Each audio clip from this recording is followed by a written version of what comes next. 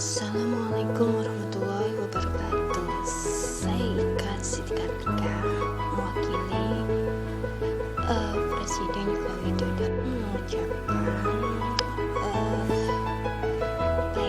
saya mau membahas tentang anggota DPR.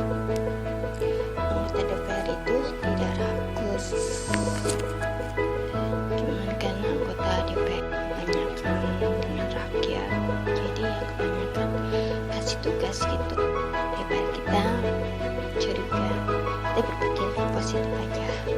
Oke, cukup apa tidak? Ada yang bahas?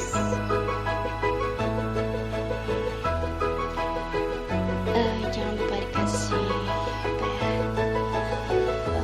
dikasih pengawas juga biar tidak timbul curiga yang terlalu berlebihan, guys. Thank you, bye bye. Assalamualaikum warahmatullahi wabarakatuh.